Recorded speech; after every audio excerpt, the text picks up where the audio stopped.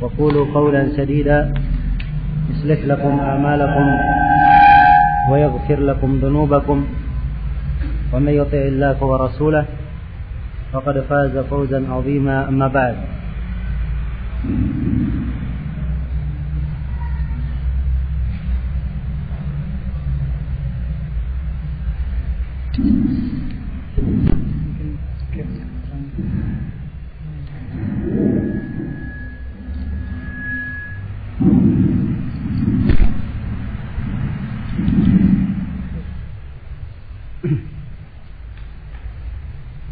فإن أصدق الحديث كتاب الله وخير الهدي هدي محمد صلى الله عليه وعلى آله وسلم وشر الأمور محدثاتها فإن كل محدثة بدعة وكل بدعة ضلالة وكل ضلالة في النار.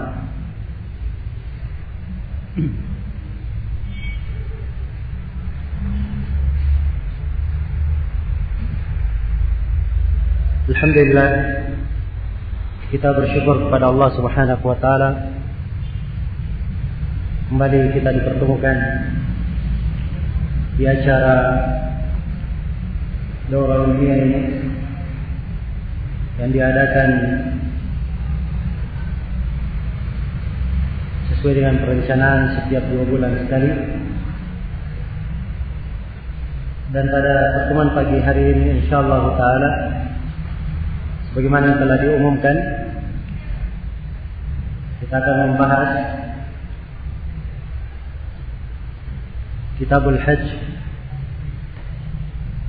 penjelasan hukum-hukum seputar pelaksanaan ibadah haji, yang kita akan uraikan dari kitab Bulughul Maram min Adillatil Ahkam karya Al-Hafidh Ahmad bin Ali bin Hajar Al-Asqalani rahimahullahu taala.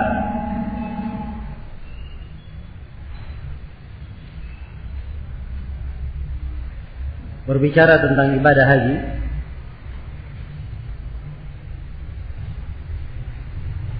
itu artinya kita berbicara tentang salah satu dari 5 rukun Islam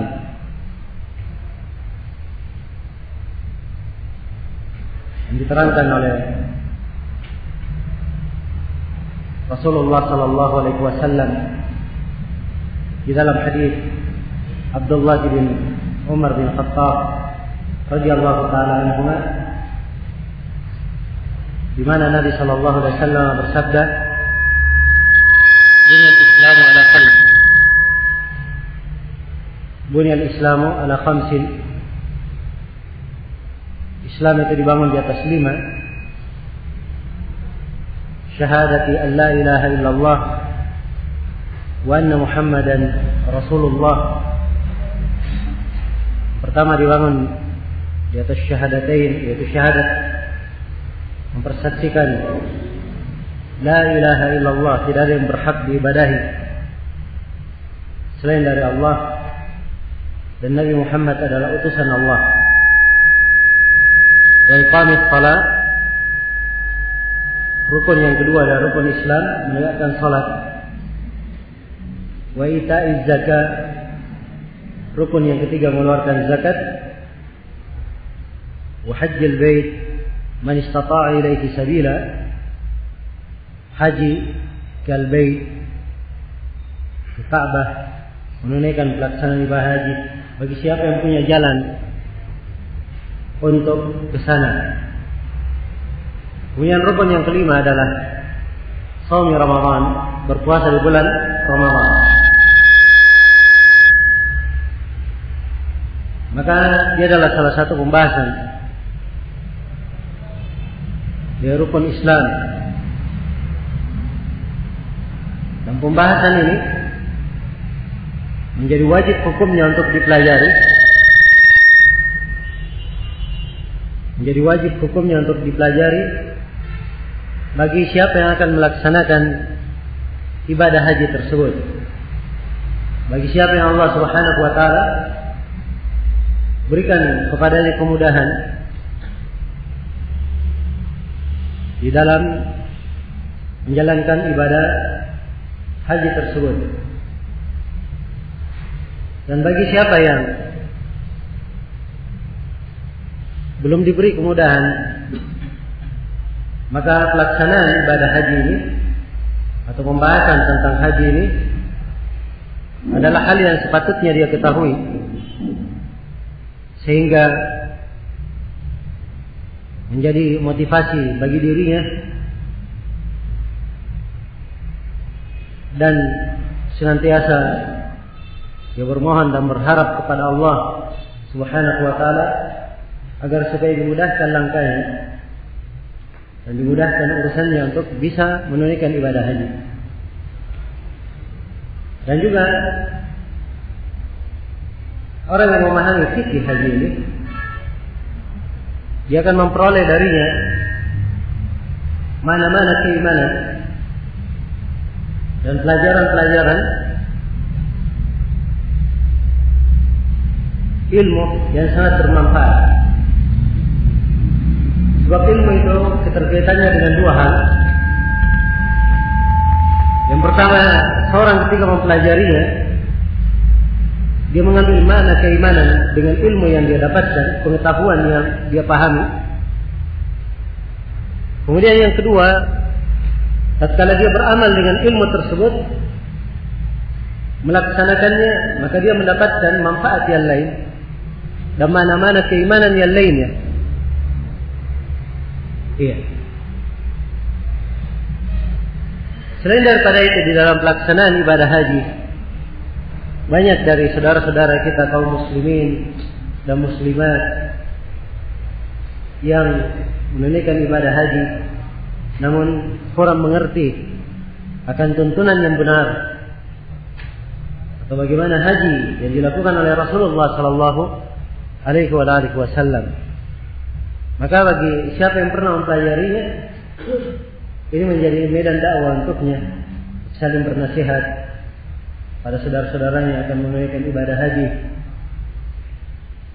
saling memberikan tausiah, memberikan manfaat ilmu, mengingatkan ada sebagian kesalahan yang banyak dilakukan oleh jemaah haji.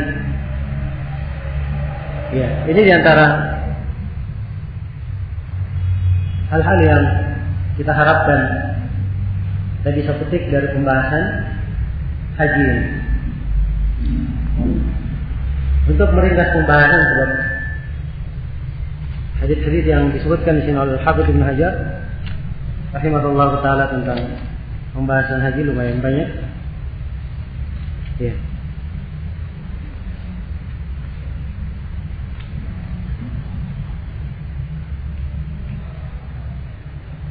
Nah, beliau menyebutkan 31 hadis atau lebih dari itu.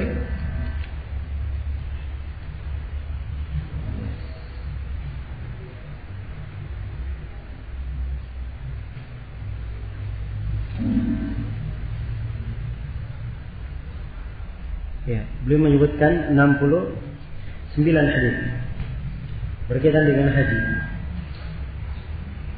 Dan insyaallah taala kita akan uraikan dalam waktu 2 hari. Ya. Semoga Allah Subhanahu wa taala memudahkan segala urusan dan membukakan hati-hati kita semua dengan cahaya ilmu dan memberikan manfaat untuk kita semua di dunia dan di akhirat. Kata penulis rahimahullah taala, berkata Al-Hafidz Ibnu Hajar rahimahullah taala,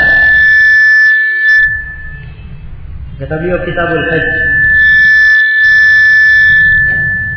Kitab Al-Hajj,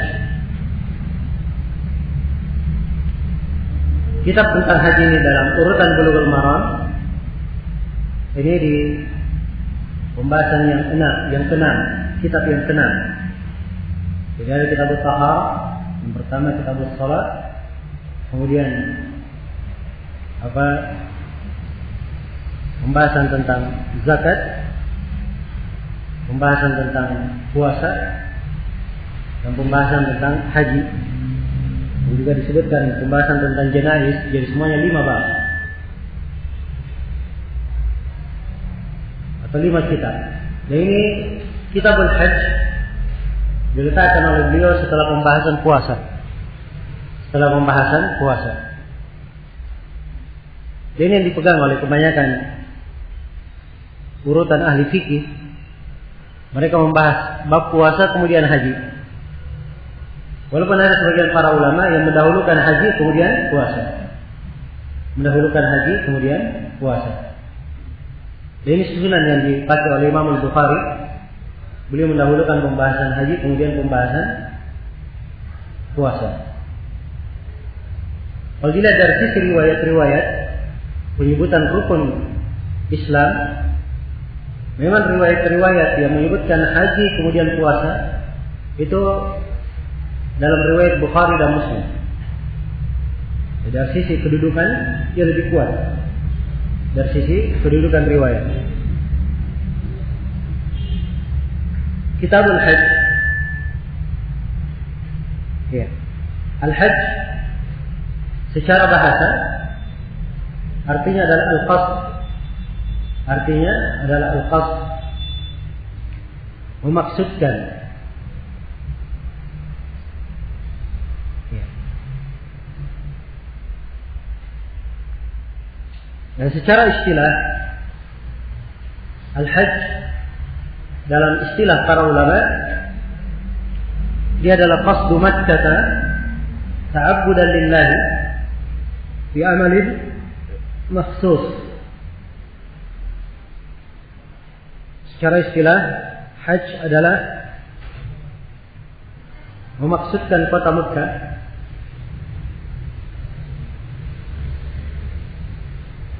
dalam rangka beribadah kepada Allah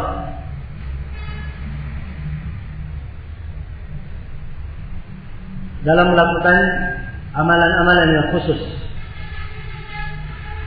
Dalam melakukan amalan-amalan yang khusus.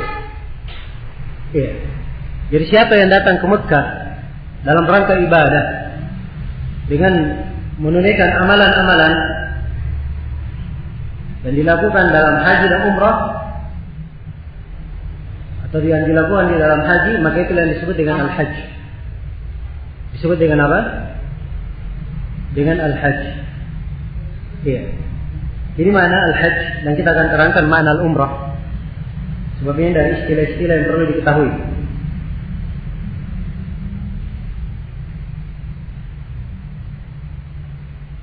Dan haji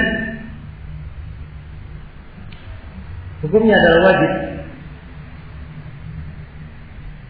Hukumnya adalah wajib atas setiap muslim dan muslimah.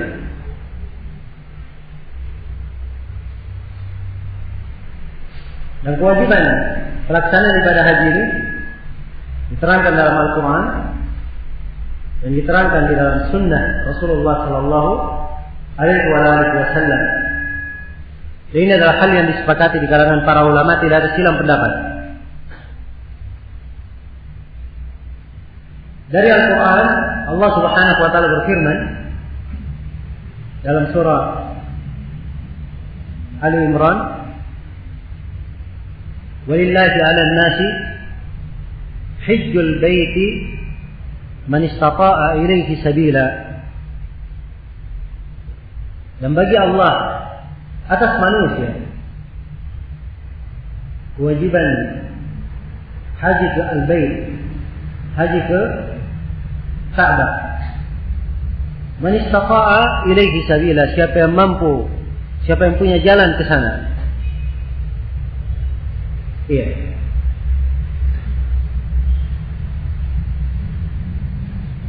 Dan dari hadis Nabi sallallahu alaihi wasallam, saya sudah bacakan tadi hadis Ibnu Umar bahwa haji salah satu rukun dari rukun Islam.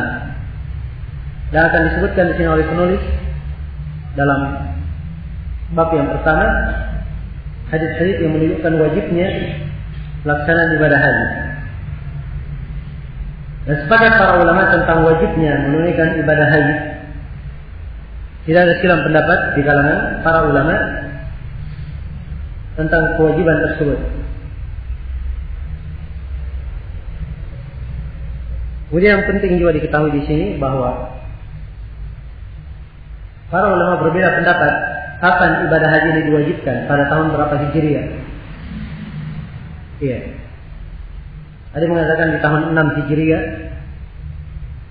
ada yang mengatakan di tahun 9, dan ada yang mengatakan di tahun 10 Hijriah. Di tahun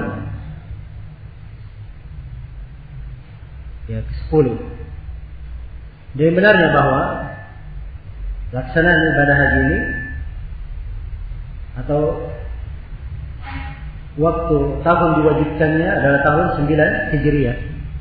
Tahun 9 Hijriah.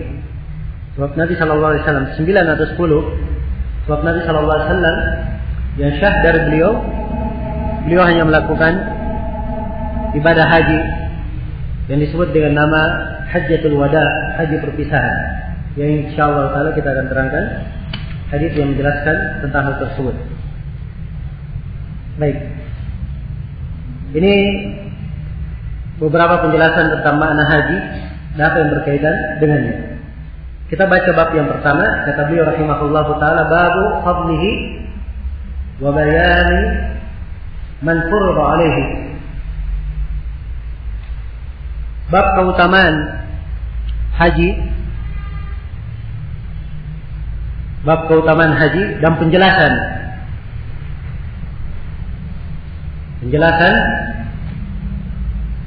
siapa yang diwajibkan padanya untuk melakukan ibadah haji. Ya.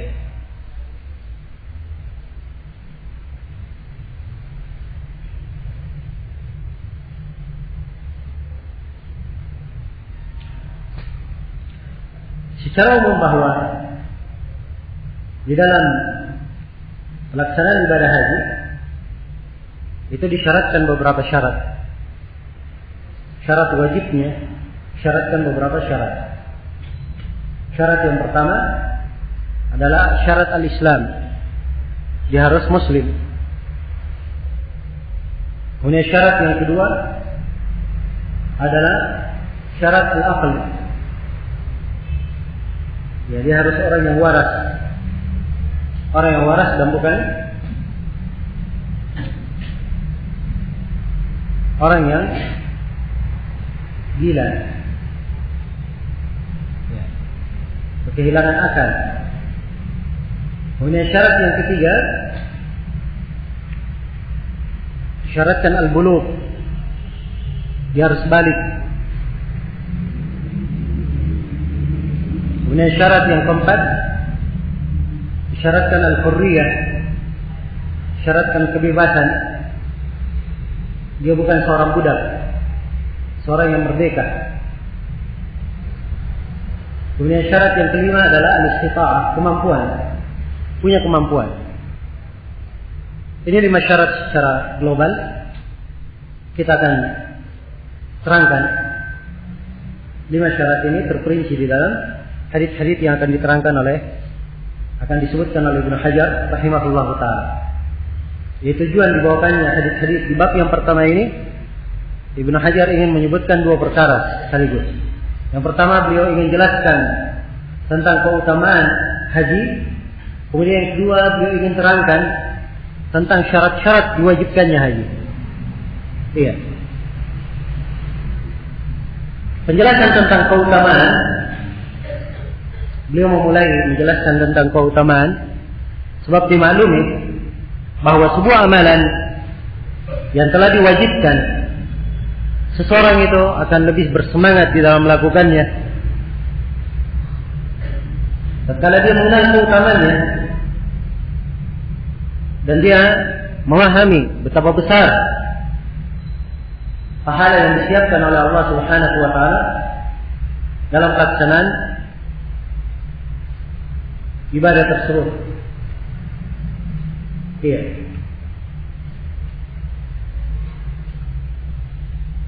Maka di hadis yang pertama yang beliau sebutkan di sini, kata beliau, Nabi Hurairah radhiyallahu taala anhu, anna Rasulullah sallallahu alaihi wasallam qala, al-umratu ila al-umrah kaffaratun lima bainahuma wal hajjul mabrur laysa lahu jazaa'un illa al-jannah. Muttafaqun alaih.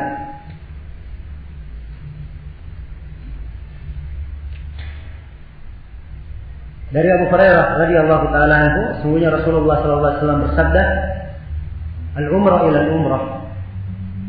Pelaksanaan umrah ke umrah yang lainnya.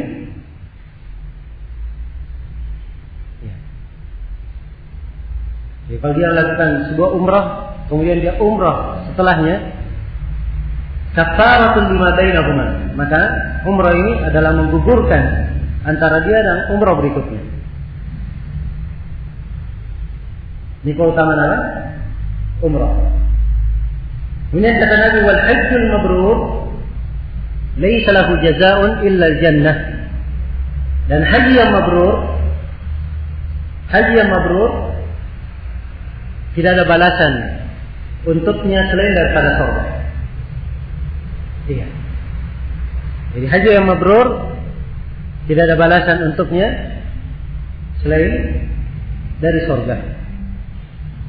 Muttafaqun alaih. Hadis ini dikeluarkan oleh Al-Imam Al-Bukhari dan Imam Muslim.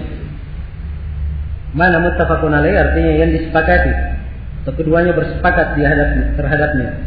Yang dimaksudkan dengan keduanya bersepakat adalah Al-Imam Al-Bukhari dan Imam Muslim bersepakat di dalam mengeluarkan hadis tersebut.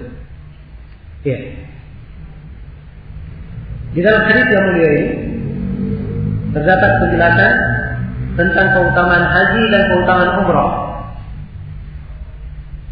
Sini terangkan juga umrah. Umrah itu apa? Umrah secara bahasa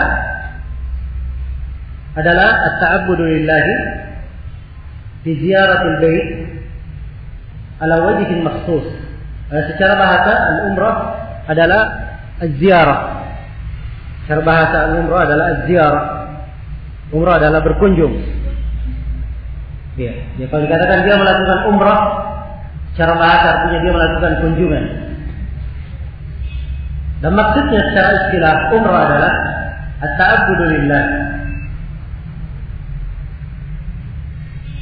Dia beribadah kepada Allah di ziyaratul bait dengan mengunjungi Ka'bah ala wajhin makhsus, dengan bentuk yang khusus.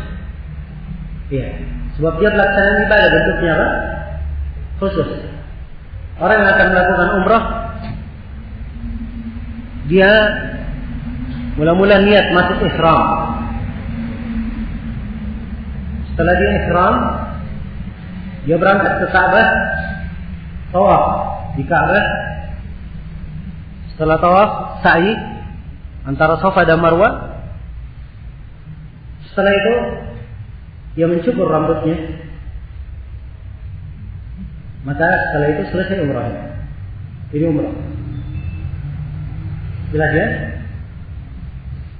Kalau haji yang kita terangkan tadi, dia juga amalan yang khusus. Sebab pelaksanaan haji itu diikuti dengan sejumlah amalan. Dan kita akan terangkan bentuk-bentuk haji. Ya. Tapi kalau kita hanya berbicara masalah hajinya saja, maka di dalam haji itu ada yang ada yang merupakan rukun haji, ada yang merupakan kewajiban haji, dan ada yang merupakan sunnah-sunnahnya. Sebagaimana dalam umrah juga ada yang merupakan rukun, ada yang merupakan wajib, dan ada yang merupakan sunnah. Orang yang melakukan ibadah haji, dia mulai dari ihram, kemudian datang ke Mina. Ya. Ini susunan pelaksanaannya.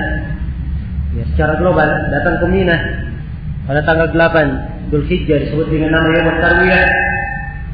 Kemudian dia menuju ke Arafah pada tanggal 9. Setelah matahari terbenam tanggal 9, dia berangkat ke Musdalifah. Kemudian bermalam di Musdalifah.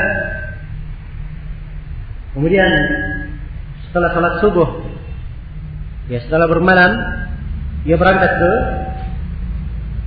Mina, melempar jamratul aqabah. Ya.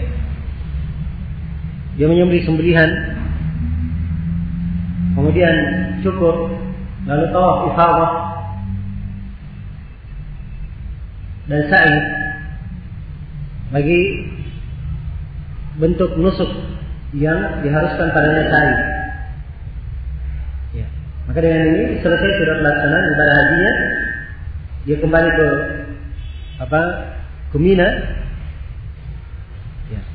Maksud saya dengan tawaf ifadah dan sa'i selesai tahallul, dia boleh halal kembali, tapi masih ada amalan yang wajib di Mina dia selesaikan 2 atau 3 hari, yaitu melempar jamrah.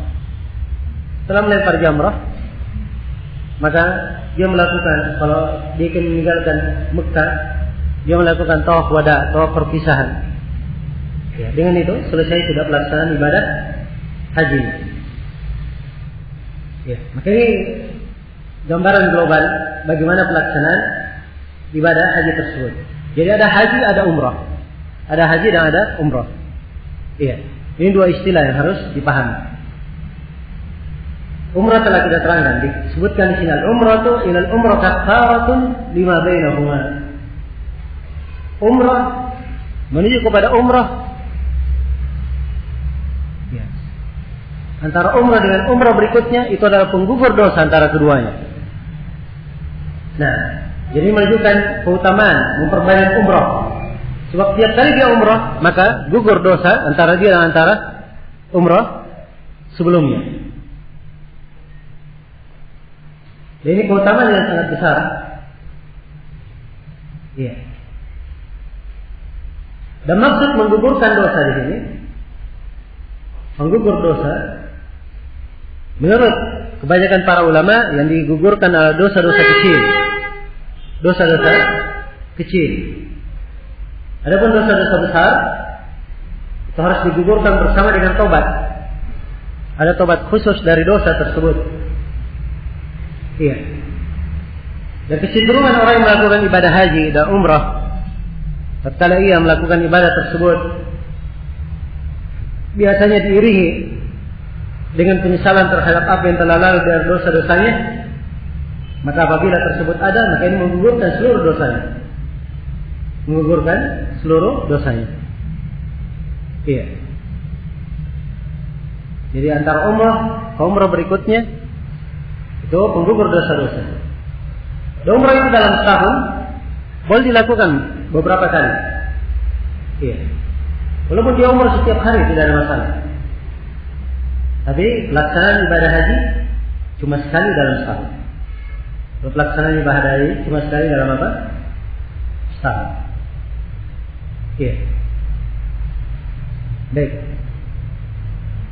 Jadi umrah menuju kepada umrah berikutnya itu adalah penggugur dosa-dosa. Kemudian kata Nabi sallallahu alaihi wasallam, wal hajjul mabrur, haji yang mabrur laisa lahu jazaa'un illa al-jannah. Tidak ada balasan untuknya selain daripada surga. Iya. Maksudnya orang yang menunaikan ibadah haji dan dia masuk ke dalam kategori haji yang mabrur, maka dia pasti akan mendapatkan surga. Dia pasti akan mendapatkan surga. Iya. Haji yang mabrur itu apa ciri-cirinya?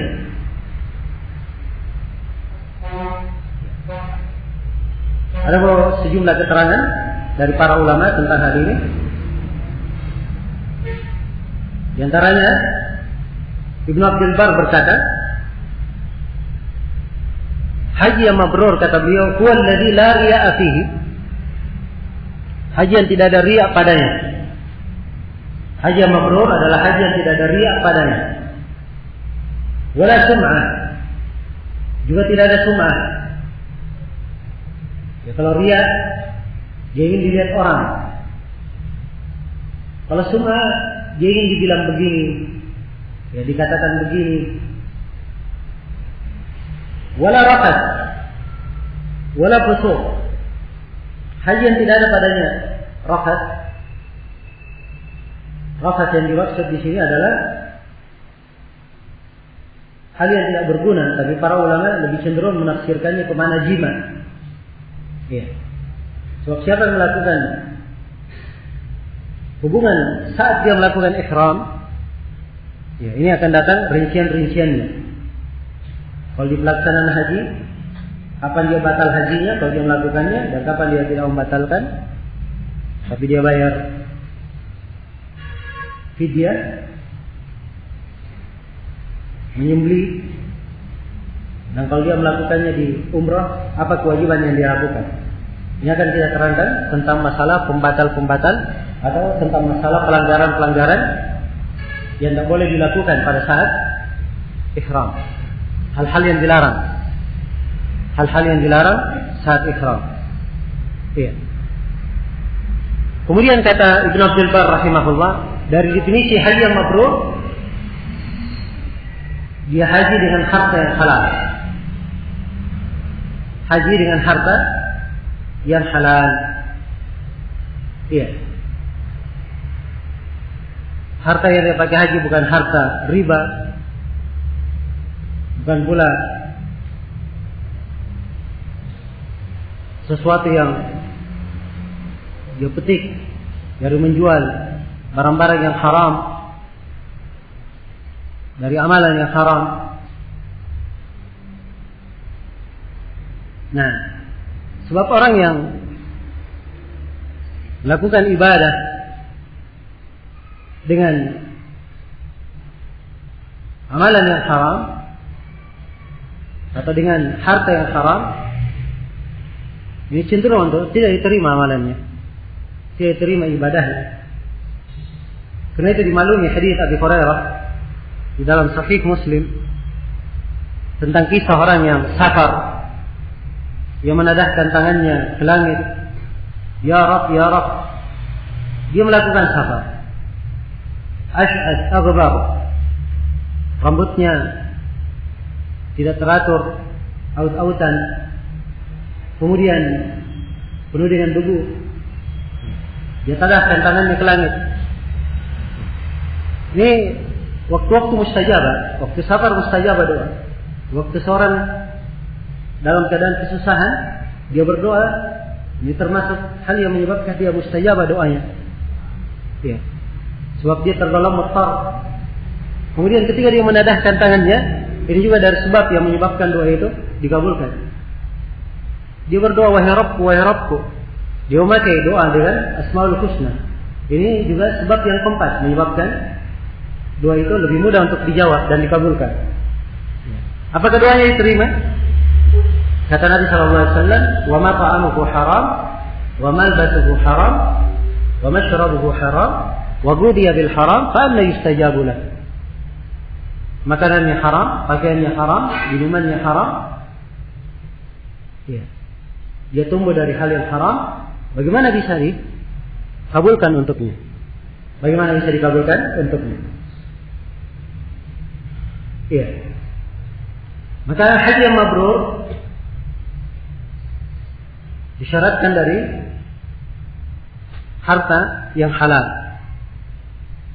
Kemudian dari sifat haji yang mabrur, haji tersebut dilakukan sesuai dengan tuntunan Rasulullah SAW di atas sunnahnya. Ya. Semakin dia sempurna di dalam menjalankan sunnah-sunnah dalam pelaksanaan ibadah haji itu, maka semakin besar dia diharapkan untuk meraih haji yang mabrur. Ya. Dan Nabi SAW telah bersabda, "Lita'khudhu anni manasikakum." Hendaknya kalian mengambil dari saya manasik kalian. Jadi pelaksanaan manasik itu diambil dari Nabi Sallallahu Alaihi Wasallam, harus berasal dari tuntunan Nabi Sallallahu Alaihi Wasallam. Ya. Tidak boleh berasal dari tuntunan orang-orang tertentu, ya, atau golongan tertentu.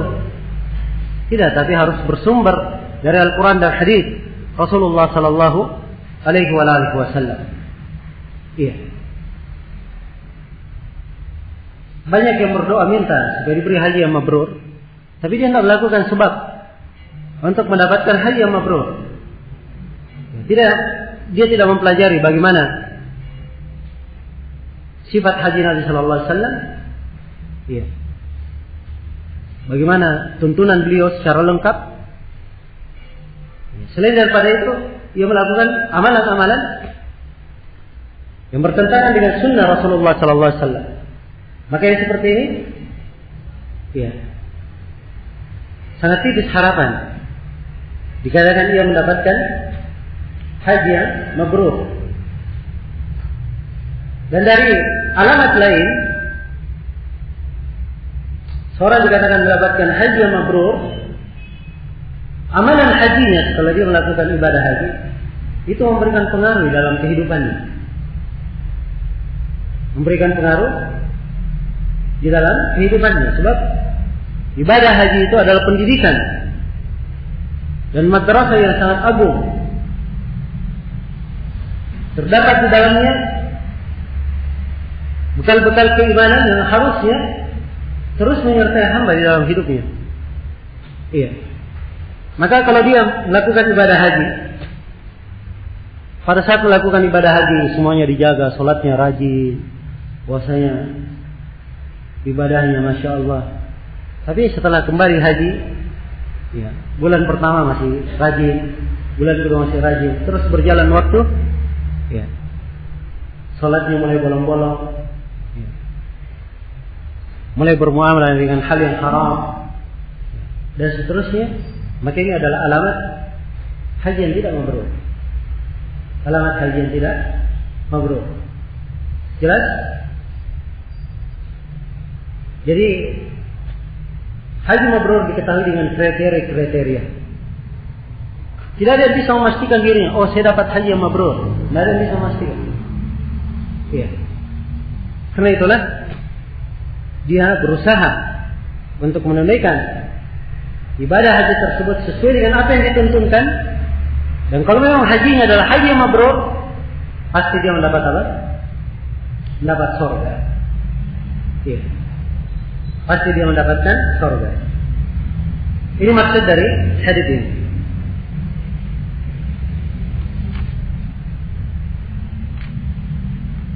Nah, kemudian kata beliau rahimahullahu taala,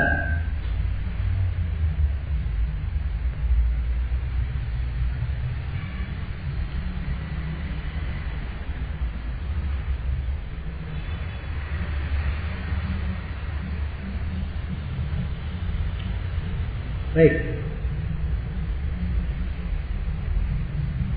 Jadi ini hadis yang pertama menjelaskan tentang keutamaan haji. Dan ada hadis-hadis yang lain menjelaskan tentang keutamaan haji tersebut.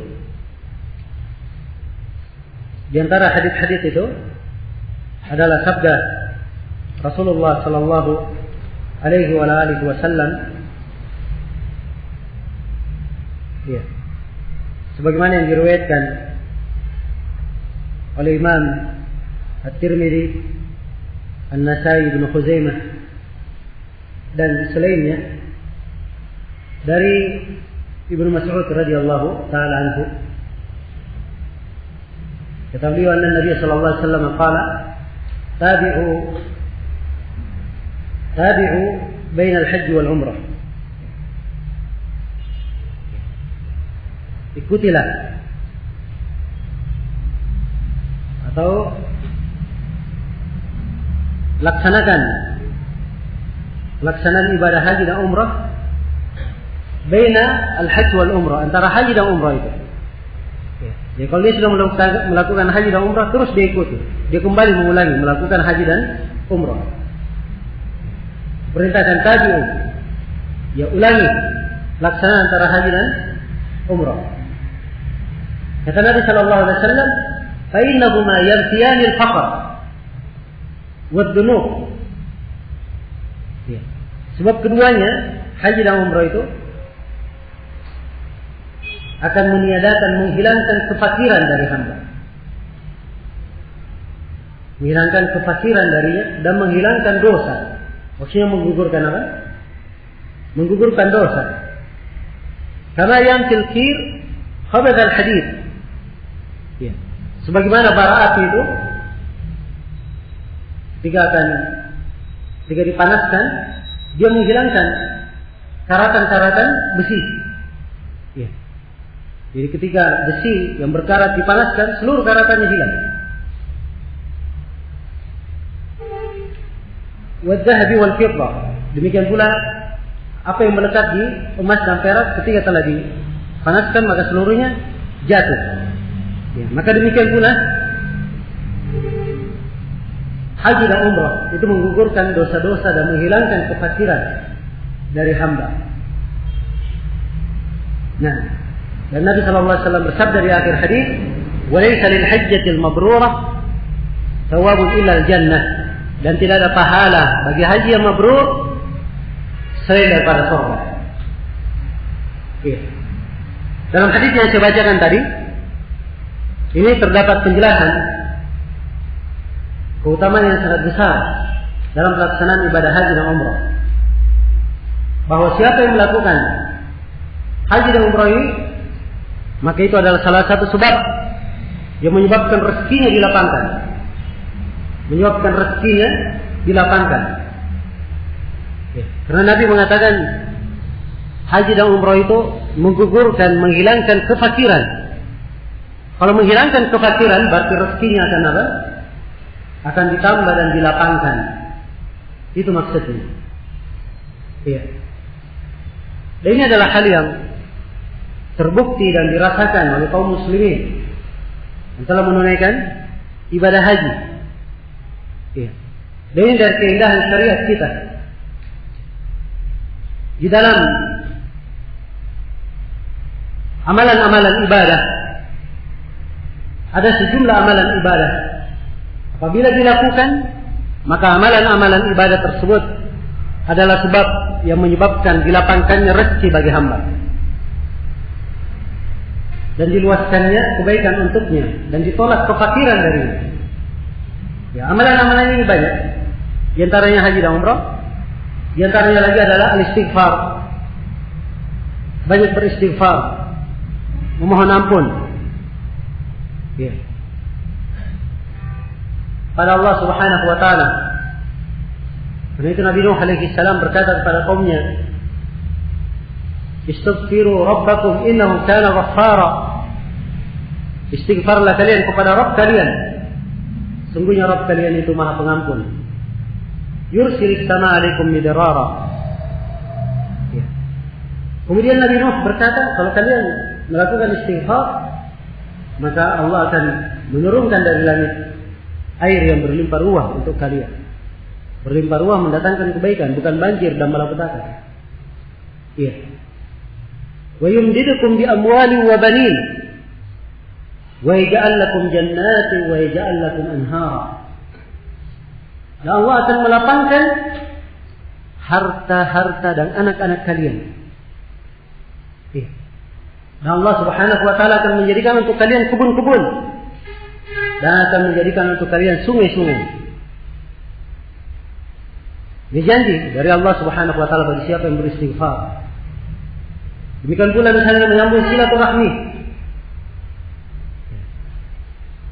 Rasulullah sallallahu alaihi wasallam bersabda dalam hadis Anas bin Malik diriwayatkan oleh Imam Muslim dan selainnya,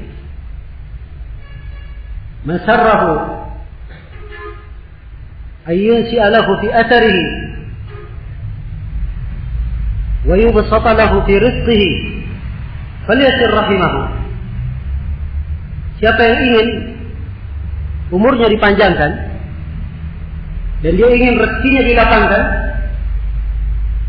hendaknya dia menyambung silaturahminya. Iya. Hendaknya dia menyambung silaturahminya. Demikian pula dari hal yang melapangkan rezeki berinfak dan bersedekah. Iya. Sebab setiap kali seorang melakukannya, Allah melipat gandakan balasan untuknya. Dan Allah jamin apa yang dia keluarkan akan diganti. Wa ma anfaqatum min syai' fa huwa yukhlifuh. Apapun yang kalian infakkan, maka dialah Allah yang akan menggantinya. Ya. Dan banyak lagi amalan-amalan yang lainnya. Ini satu titik pembahasan yang patut dicermati. Sebab-sebab yang mendatangkan rezeki bagi hamba. Ibadah-ibadah yang menyebabkan hamba itu terbuka rezekinya. Ya.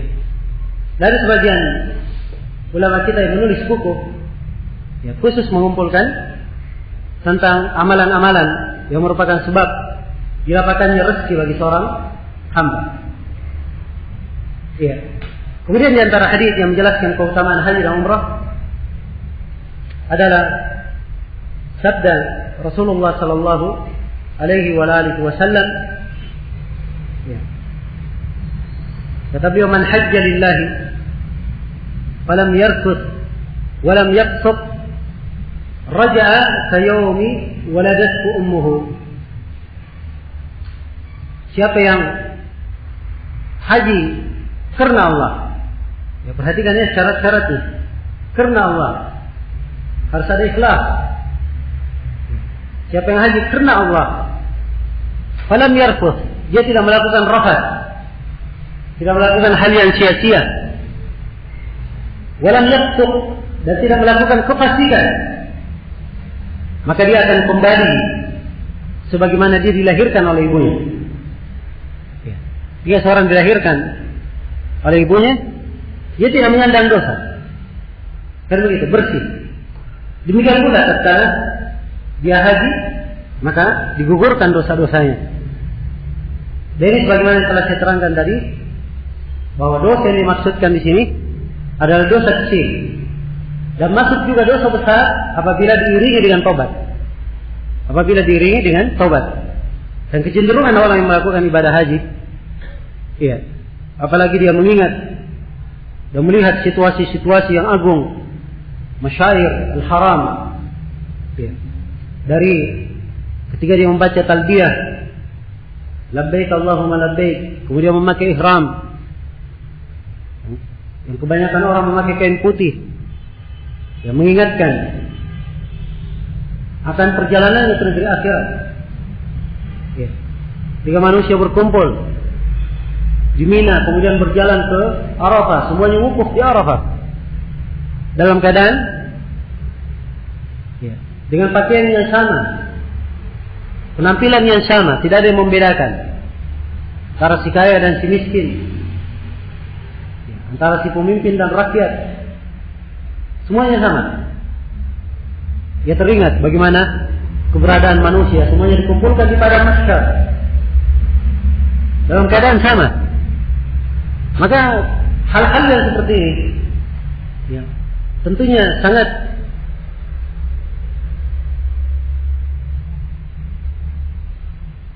memungkinkan menyebabkan munculnya kesadaran dan taubat dari seorang hamba, sehingga ia menyesali akan perbuatan-perbuatannya ya, dan tidak akan kembali lagi mengulangi dosa-dosanya. Nah, hal-hal yang seperti ini ya, ini termasuk perkara yang menyebabkan seorang itu digugurkan dosanya ya, karena itu makna umum dari hadis yang mendapatkan diampuni dosa-dosanya, kembali seperti dilahirkan oleh ibunya, ya seperti bahirnya bersih dari dosa ya. Dosa kecil ini yang paling utama masuk di dalamnya, demikian pula dosa besar apabila diikuti dengan apa? Diikuti dengan taubat. Iya. Juga di antara keutamannya di dalam hadis Abi Hurairah yang diriwayatkan oleh Imam Al-Bukhari dan Imam Muslim,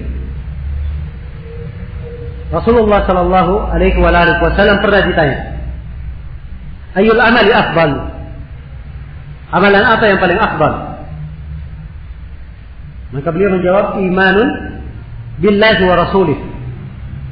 Yang paling afdal adalah beriman kepada Allah dan kepada Rasulnya.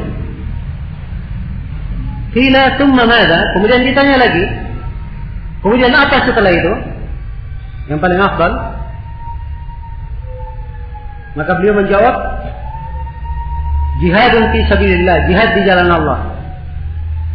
Qila thumma madza? Kemudian ditanya lagi Rasulullah sallallahu alaihi wasallam, kemudian apa setelah itu? Qala hajjun mabrur. Kata beliau, haji yang mabrur. Nah, maka ini diantara hadis-hadis yang menjelaskan tentang keutamaan haji. Dan di sini penulis rahimahullah taala menjelaskan keutamaan yang lainnya. Kata beliau dalam hadis yang kedua, An Aisyah radhiyallahu taala anha, An Aisyah radhiyallahu taala anha, annaha qalat, qultu ya Rasulullah. Aisyah berkata, saya berkata, wahai Rasulullah, ada nisa'i jihad? Apakah ada jihad yang wajib bagi perempuan? Qala na'am. Maka Nabi sallallahu alaihi wasallam menjawab, iya. Alaihinna jihadun la qitala fihi. Wajib atas mereka sebuah jihad, tidak ada peperangan padanya. Jihad yang tidak ada peperangannya. Apa jihad yang tidak ada peperangannya ini? Kata beliau, al-hajju wal umrah, yaitu haji dan umrah. Haji dan umrah. Kata beliau, rawahu Ahmad wa Ibnu Majah wa lafdhu lahu. Hadis ini dikeluarkan oleh Ahmad dan Ibnu Majah. Dan lafaz hadis milik Ibnu Majah. Wa isnaduhu sahih. Dan sanad hadis ini sahih, kata Ibnu Hajar. Wa asluhu fi sahih. Dan asal hadis ini dalam as-sahih. Maksudnya dalam as-sahih di sini adalah Sahih Al-Bukhari. Asal hadisnya di dalam Sahih Al-Bukhari. Sebab dalam Sahih Al-Bukhari konteksnya begini. Iya. Imam Al-Bukhari meriwayatkannya dari Aisyah radhiyallahu taala anha. Aisyah berkata, qultu lin Nabi, nara al-jihad afdal al-amal. Afala nujahid? Aisyah berkata kepada Nabi sallallahu alaihi wasallam, kami memandang bahwa jihad adalah amalan yang paling afdal. Adalah amalan yang paling afdal. Maka apakah kita tidak berjihad? Maksudnya apakah kami kaum perempuan tidak berjihad? Qala, maka Nabi berkata, la, tidak.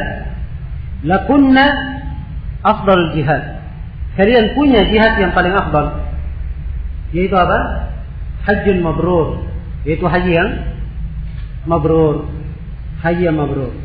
Maka ini menunjukkan tentang keutamaan ibadah haji bagi siapa yang melakukannya. Kalau dia terhadap perempuan adalah keutamaan, ya, maka terhadap laki-laki juga itu adalah keutamaan juga. Iya. Dan hadis ini menunjukkan juga dari manfaat yang kita petik dari hadis. Hadis ini juga menunjukkan bahwa amalan itu, amalan salih itu dari sebab yang menyebabkan seorang hamba masuk ke dalam surga. Ya Allah berfirman, jazaan bima kanu ya'malun, sebagai balasan karena perbuatan mereka. Ya, maka amalan itu sebab menyebabkan seorang itu masuk surga. Ya, dia tidak masuk surga apa? Dia tidak dimasukkan surga oleh amalannya, tidak. Yang memasukkan dia surga adalah Allah. Dengan rahmat Allah dia masuk surga. Kenapa dia mendapatkan surga? Disebabkan karena apa? Karena amalan. Jadi amalan adalah sebab yang menyebabkan seorang itu masuk ke dalam surga. Iya. Masuk ke dalam surga. Ini bantahan untuk kaum sufi. Ya. Mereka sering mendengung-dengungkan ucapan Rabi' al-Adawiyah. Yang katanya, ya Allah saya beribadah kepadamu. Ya. Bukan karena mengharap surgamu. Dan bukan pula karena ingin terhindar dari siksaanmu. Nah, ini adalah ucapan sufi jahil dan tidak mengerti tuntunan. Ya. Nabi SAW dan para sahabatnya, mereka beramal karena mengharap surga dan takut dari siksaan Allah Subhanahu wa Ta'ala. Amalan itu adalah sebab yang menyebabkan seorang itu masuk ke dalam surga. Nah, dan hadis ini dibawakan di sini oleh penulis. Hadis yang kedua ini dan setelahnya, ya beberapa hadis setelahnya, beliau ingin menjelaskan tentang kedudukan haji dan umrah. Apakah haji dan umrah wajib atau tidak? Kalau haji telah kita maklumi bahwa haji hukumnya apa? Hah? Hukumnya wajib. Sekarang umrah hukumnya apa? Dia wajib atau sunnah? Iya. Ini yang ingin dibawakan di sini, kamu menyebutkan hadis-hadis. Ya. Sebab hadis di sini tatkala disebutkan bahwa seorang perempuan ada kewajiban jihad. Ada kewajiban jihad. Apa kewajiban jihadnya? Yaitu haji dan umrah. Kalau haji dan umrah wajib terhadap perempuan, maka kewajibannya terhadap laki-laki tentunya mimbabi aula. Laki-laki lebih pantas lagi dikatakan wajib untuknya. Jelas di sini? Ya, ini sisi pendalilan penulis. Kenapa dibawakan dengan konteks ini? Padahal ada konteks Imam Al-Bukhari dalam sahihnya. Tapi kenapa beliau tambahkan konteksnya Imam Ahmad dan Ibnu Majah? Sebab di sini ada perbedaan lafaz, kandungan fikih yang berbeda. Jelas ya? Nah, kemudian kenapa Al-Hafidz Ibnu Hajar isyaratkan bahwa asalnya dalam Sahih Bukhari? Ya, beliau ingin mengisyaratkan bahwa di dalam hadis ini ada perbincangan di kalangan para ulama tentang kedudukannya.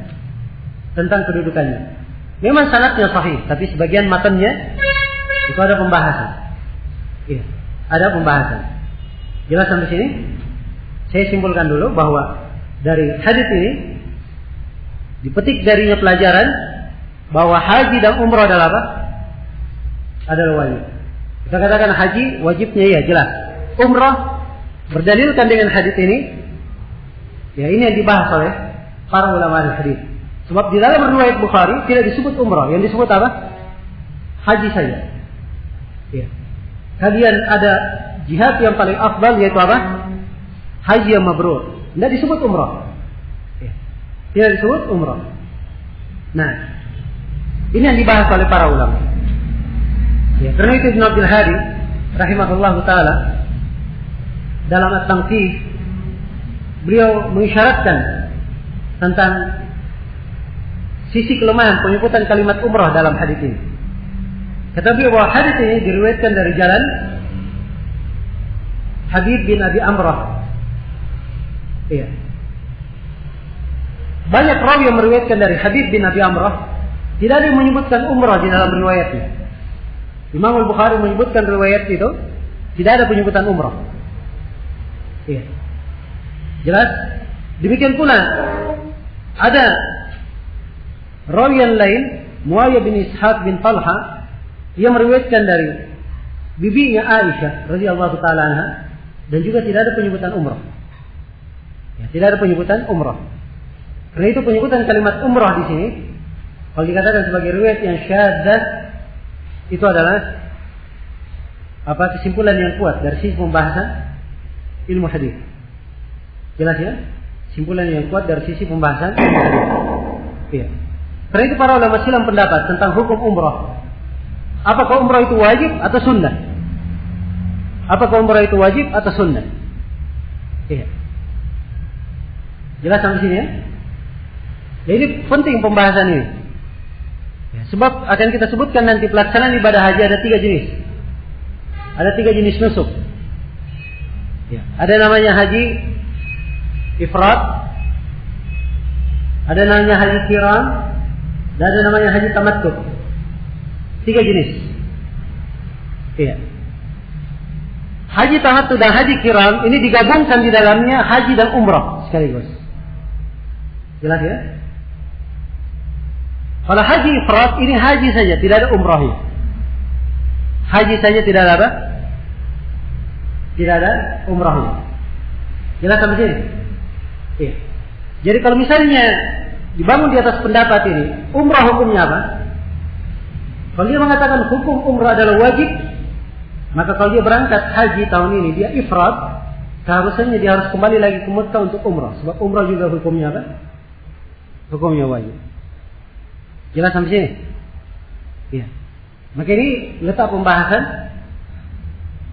dan pengaruhnya di dalam pelaksanaan sangat kuat. Karena itu dibahas oleh para ulama. Apa hukum umrah? Ya. Silam pendapat para ulama, ada 2 pendapat. Ada yang mengatakan wajib, ada yang mengatakan apa? Sunnah. Ada yang mengatakan wajib, ada yang mengatakan sunnah. Bagi mereka yang mengatakan wajib, ini dalil-dalilnya. Di antaranya hadis ini. Sekarang kita sudah terangkan bahwa di dalam hadis ini tidak ada pendalilan. Sebab kata umrah yang ada di dalam hadis, derajatnya apa? Derajatnya lemah. syadz. Jelas sampai sini? Baik, kita lihat dalil yang lain. Hadis yang ketiga ini juga dalil yang dibawakan oleh Ibnu Hajar untuk menjelaskan wajibnya haji dan umrah. Atau menunjukkan wajibnya umrah. Kata beliau an Jabir bin Abdullah radhiyallahu taala anhuma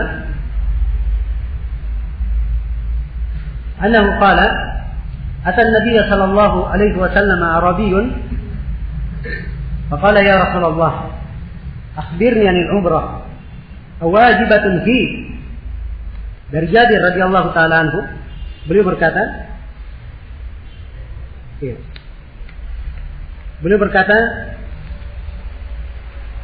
datang seorang Arabi kepada Nabi sallallahu alaihi wasallam. Arabi itu adalah orang Arab yang tinggal di pedalaman. Dia tidak tinggal di kota. Tidak ada tempat menetapnya. Seorang Arabi mendatangi Nabi sallallahu alaihi wasallam. Kemudian berkata, "Ya Rasulullah, wahai Rasulullah, akhbirni 'anil umrah." Kabarkan kepada saya tentang umrah. Awajibatun fi? Apakah umrah itu wajib? Ya. Qala la. Kata beliau, tidak. Wa anta atamir khairun laka. Dan kalau kamu umrah, maka itu lebih bagus bagimu. Baik, ini riwayat riwayat yang kedua ini untuk pendapat yang kedua. Pendapat yang mengatakan tidak wajib. Nabi berkata tidak wajib. Ya. Tapi umrah itu lebih bagus bagimu. Maksudnya umrah adalah hal yang disunnahkan. Kata beliau rawahu Ahmad wa Tirmidzi wa rajihu waqfuhu. Hadis ini dikeluarkan oleh Imam Ahmad, At-Tirmidzi, dan yang rajihnya bahwa hadis ini adalah hadis yang mauquf. Iya, hadis yang mauquf. Jelas? Imam At-Tirmidzi mengeluarkan hadis ini dan di dalam sanadnya ada rawi yang bernama Hajjaj bin Arta. Hajjaj bin Arta, dan dia ini lemah riwayatnya. Nah, demikian pula diriwayatkan oleh Imam Ahmad. Ada jalan yang lain, ya, tapi juga mengandung kelemahan di dalamnya. Maka hadis ini lemah, tidak bisa dipakai berhujjah. Ya, hadis yang lainnya, kata Ibnu Hajar, kata beliau, wa akhrajahu Ibnu Adi min wajhin akhar dha'if. Dan hadis ini dikeluarkan oleh Ibnu Adi dari jalan lain, tapi jalan lemah. Ya, kenapa lemah? Sebab di dalam sanadnya ada rawi yang bernama Ibn Lahiyah. Dan Ibn Lahiyah ini dhaif al-hadis. Iya.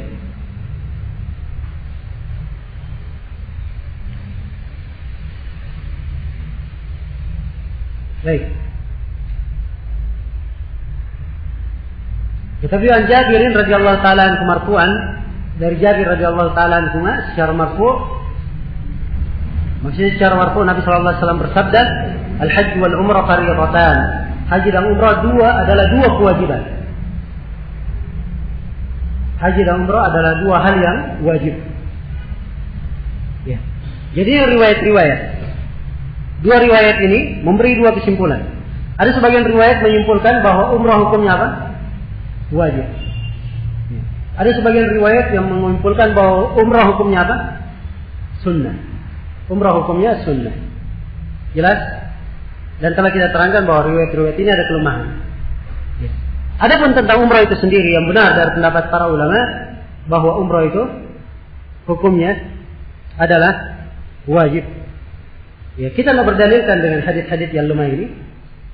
Kita berdalilkan dengan ayat Al-Quran, di mana sejumlah sahabat memahami kewajiban umrah di dalamnya. Ayat tersebut adalah firman Allah Subhanahu wa taala, "Wa atimmul hajja wal umrata lillah." Dan sempurnakanlah haji dan umrah hanya untuk Allah.